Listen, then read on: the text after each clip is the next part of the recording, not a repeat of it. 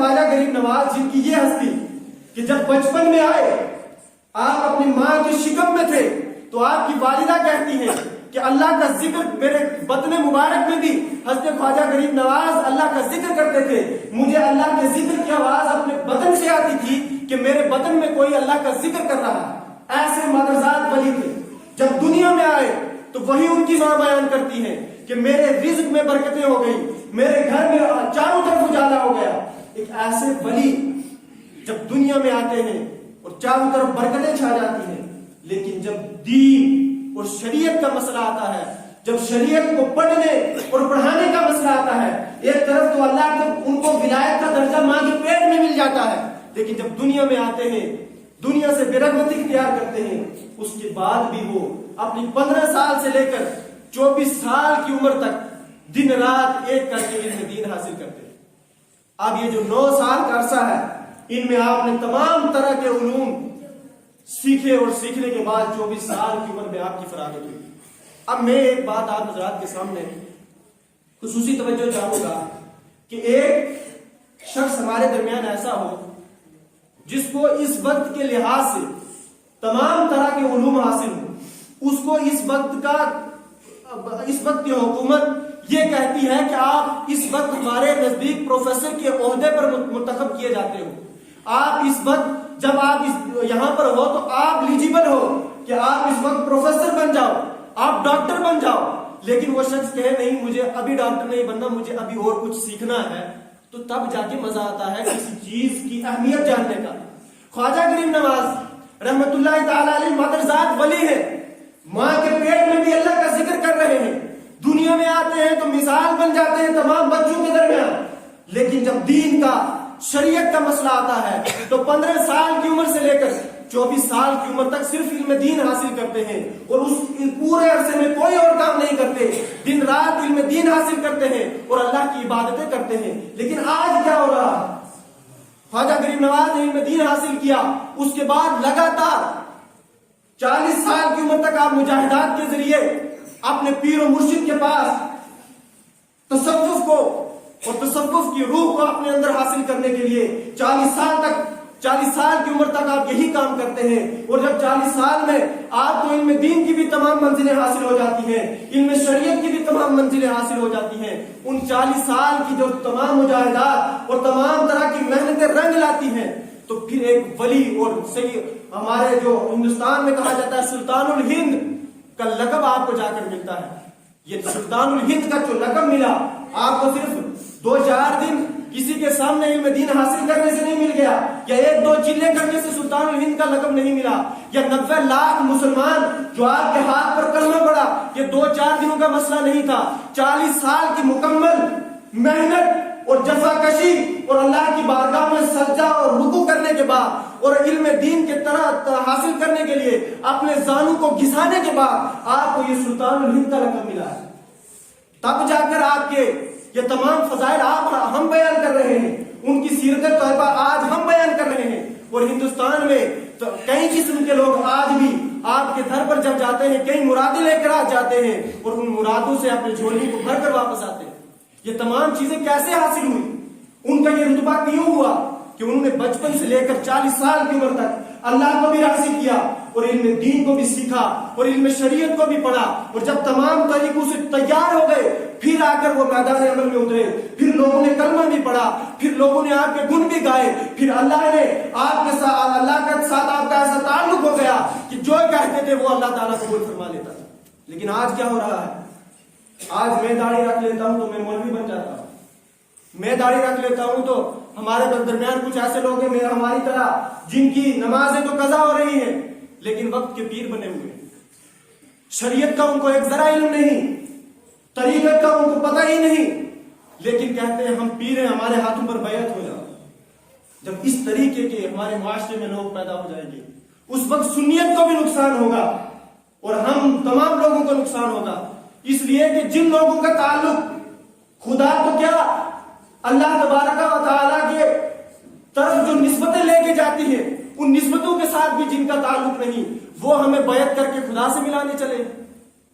آج ہمارے لوگوں کا ایک اور نظریہ بنا ہوا ہے, ہم لوگوں نے 2 طبقے میں لوگوں کو بانٹ لیا. ایک طبقہ ہو گیا پیر और एक हो गया उलमा। पीर जहां है उलमा की मुखालिफत कर रहे हैं, उलमा जहां है नाम नेहाद पीरों की मुखालिफत कर रहे हैं। ऐसा नहीं, आज भी दुनिया में हकीकी मानों में पीर भी हैं, वली भी हैं। हमारे पास वो आंखें नहीं उनको पहचानने के लिए, हमारे सीनों में वो तड़प नहीं, वो नूर इलाही नहीं कि हम औलिया किराम को पहचाने। लेकिन ऐरे गहरे लोग जब पीर बनने का दावा कर लेते हैं, जब आलिम बनने का दावा कर लेते हैं, तब अफसोस आता है अपने इस्लामी मुआशरे पर कि हमारा इस्लामी मुआशरा किस तरफ जा रहा है।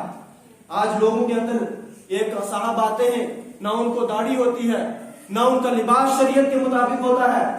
ना उनके काम शरीयत के मुताबिक होते हैं, कलम पकड़ा हुआ तावीज लिखते जा रहे हैं और कह रहे जी बहुत बड़े पाए के पीर हैं। मैं पूछना ये चाहता हूं कि सबसे पहले कलमा पढ़ने के बाद शरीयत के अहकाम आप पर नाफिज होते हैं। सबसे पहले नमाज का हुक्म आता है कि आप नमाज पढ़ो। जो शख्स नमाज नहीं पढ़ सकता वो पीर क्या बने? जिस शख्स के चेहरे पर सुन्नत रसूल नहीं है, जिसकी खूबसूरती इंसान के चेहरे की खूबसूरती इस सुन्नत रसूल से है, तो अगर वो दिन रात कैंची से काट कर उन बालों को सुन्नत रसूल जो था, जिस चीज से हुजूर ने मोहब्बत की थी, गंदी नालियों में बहाएगा और फिर हमारे दरमियान आकर वो पीर बनने का दावा कर रहा है। एक तरफ ये हाल है और हमारी आवाम क्या कहती है, नहीं जी छोड़ो, ये इनकी लाइन ही अलग है, ये पीर है, इनका शरीयत से कोई ताल्लुक नहीं, नमाज पता नहीं पढ़ते हैं या नहीं पढ़ते, हमें उससे गर्व नहीं, ये अल्लाह से जुड़े हुए हैं, इनकी नमाजों को छोड़ो, हमें इनसे फायदा होता है, हमें यही काफी। मैं मानता हूं आपका फायदा हो रहा है, लेकिन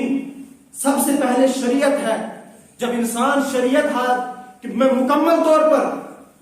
शरीयत पर चल जाता है, उसके अहकामात पर अपने आप को उतार लेता है, शरीयत उसके जिस्म पर, उसके तमाम कामों पर जब हावी हो जाती है, वो शरीयत के मुताबिक अपने 24 घंटे गुजारता है, तब जाकर उसको दूसरा मरहला तरीकत का आता है। लेकिन लोग कहते नहीं जी तरीकत ही है, शरीयत कोई नाम ही नहीं है। हमारे पीर साहब को तो शरीयत का पता ही नहीं है, वो अल्लाह से जुड़े हुए हैं, नमाजें उनकी मदीने में होती हैं, बैठे यहाँ हैं, नमाज मदीने में पढ़ रहे हैं। ऐसा हाल आज हम लोगों का, जिसकी वजह से आज कई तरीके से हमारे ऊपर सवाल उठाए जा रहे हैं। जो लोग सवाल उठा रहे हैं उनका भी हक है सवाल उठाना, क्योंकि हम लोगों ने काम ही ऐसे शुरू कर लिए। मैंने आपके सामने हज़रत ख्वाजा गरीब नवाज की सीरत बयान की कि आप रज़ियल्लाहु ताला अन्हु बचपन से वली थे,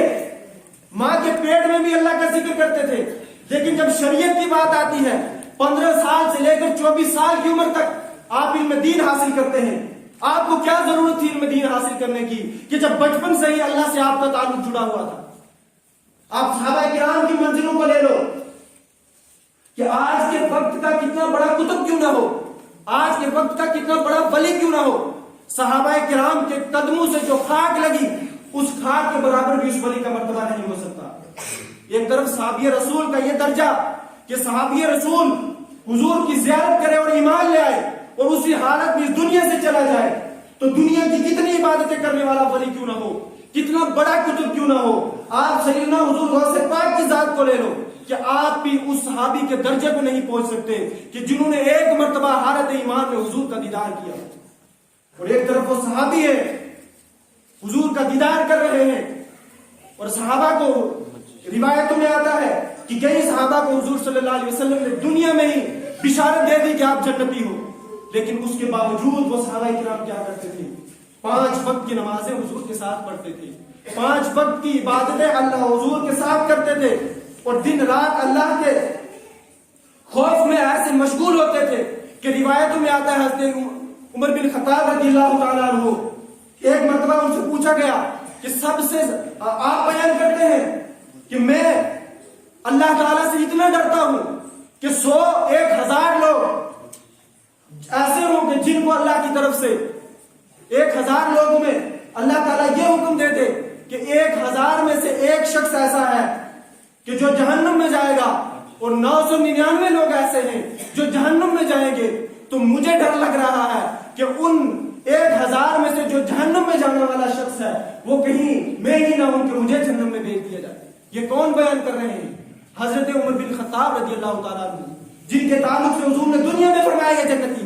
जिनके ताल्लुक से आज का कितना बड़ा वली क्यों ना हो वो उनके कदमों से लगी खाक के बराबर नहीं हो सकता। تو وہ یہ بیان کرتے ہیں کہ 1000 لوگ جو جہنم کے کنارے پر کھڑے ہوں اور اللہ تعالیٰ کہے کہ ان 1000 میں سے صرف ایک جنتی ہے اور باقی 999 جہنم میں جائیں گے، تو مجھے اللہ کی رحمت سے یہ امید ہے کہ ان 1000 میں سے جو جنت میں جانے والا شخص ہوگا وہ میں ہوگا۔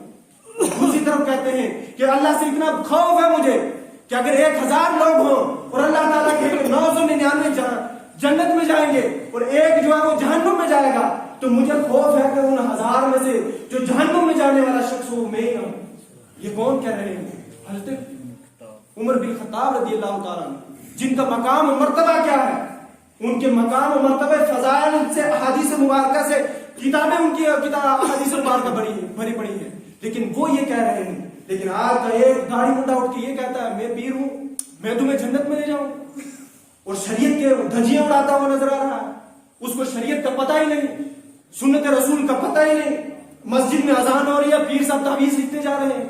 مسجد میں اذان ہو رہی ہے، پیر صاحب اپنے مریدوں کے یہ نہیں کہتے کہ پہلے نماز پڑھو پھر تعویذ دوں گا، وہ کہتے ہیں چلو بعد میں پڑھ لینا، تعویذ لے جاؤ، نیاز دو اور چلو۔ یہ حال ہماری سنیت کا ہو رہا ہے۔ آج اسی وجہ سے ہم سنی بدنام بھی ہو رہے ہیں اور ہمارے اوپر طرح طرح سے انگلیاں اٹھائی جا رہی ہیں۔ اس لیے ضرورت ہے کہ جہاں یہ سب چیزیں ہمارا واحد میرا عمل اتنا ہونا چاہیے کہ میں اللہ تعالیٰ کی جو فرائض ہیں ان کو ادا کروں، میرا عمل اتنا ہونا چاہیے کہ میری زندگی شریعت کے مطابق گزرے، میرا عمل اتنا ہونا چاہیے کہ کوئی غیر مجھے یہ نہ کہے کہ آپ اسلام کے مطابق نہیں چل رہے، لیکن یہ میرا عمل ہے، اس سے دوسرے کو کوئی دخل نہیں ہے۔ میں جو کچھ بھی کروں گا اس کا ثواب، اس کا اجر، اس کی جزا مجھے ملے گی، اور میں جو غلط کروں گا اس کی سزا مجھے ملے گی۔ لیکن میں ایسا ہونے کے بعد اگر 10 لوگوں کو مرید کرتا ہوں، 10 لوگوں کو اپنے پیچھے لاتا ہوں، تو وہ صرف میرا ایک کا سوال نہیں، وہ پوری قوم کا سوال آ جاتا ہے۔ آپ کو اگر قوم کی رہبری کرنی ہے تو پہلے اولیاء کرام کی سیرت کو پڑھو، پہلے حضور کی سیرت کو اپناؤ۔ پہلے حضور نے جو آپ کے سامنے اپنی سیرت کو بیان کیا، 40 سال کی پوری زندگی میں آپ نے کلمے کا اعلان نہیں کیا، آپ نے نبوت کا اعلان نہیں کیا، 40 سال کی پوری زندگی میں پہلے اپنی ذات کو منوایا کہ میں کبھی جھوٹ نہیں بولوں گا، میں کبھی کسی کی امانت میں خیانت نہیں کروں گا، میں کوئی غلط کام نہیں کروں گا۔ جب یہ تمام کام کر کے حضور نے دکھائے تھے، تبھی اس وقت کے کفار بھی حضور کے پاس امانتیں رکھتے تھے، حضور کو صادق الامین کہتے تھے، حضور کے ساتھ محبت کرتے تھے۔ لیکن یہ تمام چیزیں کب تھی؟ جب اپنا آپ سدھار کر پھر لوگوں کی رہبری کرنے کے لیے نکلے تھے۔ یہی جو میں نے آپ کے سامنے بیان کیا، حضرت خواجہ غریب نواز، آپ نے بھی 40 سال کی زندگی میں پہلے اپنے تزکیہ نفس کیا، تصوف کی حقیقی روح کو اپنے اندر پیدا کیا، اپنا تعلق اللہ سے جوڑا، پھر عوام مخلوق کے خدا کو اللہ سے جوڑنے کی طرف نکلے۔ تو جب انہوں نے اپنے آپ کو پہلے پاک کر لیا تھا، پہلے اپنے دل کی لو کو اللہ سے جوڑ لیا تھا، اپنے دل میں اللہ کی تجلیات سے، اللہ کے تجلیات کے نور سے اپنے دل کو بھر لیا تھا، اس کے بعد جا کر 90 لاکھ لوگوں کو اللہ سے جوڑا تھا۔ آج کوئی ایسا پیر ہو نا جو مجھے بتائے، جو داڑھی منڈا ہو اور اس کے سامنے کوئی 10-15 آدمی لوگ ایسے کلمہ پڑھ، یا کوئی ایسا پیر ہو جو نماز نہ پڑھتا ہو اور 100 لوگوں کو مسلمان بنا کر کے ہاں میں نے یہ کام کیا۔ کیوں نہیں ہو رہا ان پیروں سے یہ کام؟ اس لیے کہ پہلے یہ خود ہی اسلام پر نہیں چل رہی، شریعت پر خود عمل نہیں کر رہے۔ جب آپ شریعت پر عمل نہیں کر رہے تو کوئی دوسرا دیکھ کے آپ کو کیا عمل کرے؟ اس لیے ضرورت ہے جہاں ہم یہ تمام مسائل سیکھیں، جہاں تمام چیزوں کو دیکھیں، وہاں ایک پیر کو بھی دیکھیں، اس کو دیکھیں کہ اس کی شرائط کیا ہے۔ جو شرائط آج کے دور میں پیر میں ہونا ضروری ہے وہ 4 ہیں۔ سب سے پہلے آپ یہ دیکھیں کہ یہ جو پیر ہمیں مرید بنانے جا رہا ہے، ہم جس کے ہاتھ میں ہاتھ دینا چاہتے ہیں، یہ صحیح اور سنی ہے یا نہیں؟ صحیح العقیدہ سنی ہے یا نہیں؟ یا کسی اور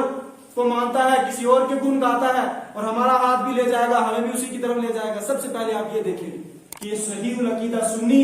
یعنی صحیح طریقے سے شریعت کے مطابق اور جو اہل سنت کے عقائد ہیں ان کے مطابق چلنے والا ہے یا نہیں۔ اس کے بعد آپ یہ دیکھیں کہ شریعت کا پابند ہے یا نہیں۔ اگر کوئی پیر داڑھی ہے ہی نہیں تو وہ تو علی اعلان فاسق مولن ہے، وہ تو علی اعلان گناہ کر رہا ہے، تو ایسے لوگوں کے ہاتھ میں ہاتھ نہ دے۔ اور تیسری چیز یہ ہے کہ وہ کم از کم اتنا علم رکھتا ہو کہ ضروریات کے دین کے مسائل جانتا ہو، اگر جانتا سارے نہیں بھی ہے لیکن کتابوں سے ان مسائل کو نکال کر آپ کو بتا سکتا ہو۔ اتنا علم کم از کم پیر کے لیے ہونا ضروری ہے. اگر یہ 3 چیزیں نہیں ہیں تو پھر ایسے شخص کو آپ اپنا پیر نہ بنائیں اور نہ ہی کسی کو بنانے دیں، بلکہ ایسے لوگوں کی شرعام آن اسٹیج مخالفت کریں تاکہ یہ لوگ خود بھی سدھرے اور جس قوم کو لے کر یہ بیڑا ڈبو رہے ہیں اس بیڑے کو ڈبونے سے بھی بچا لیں.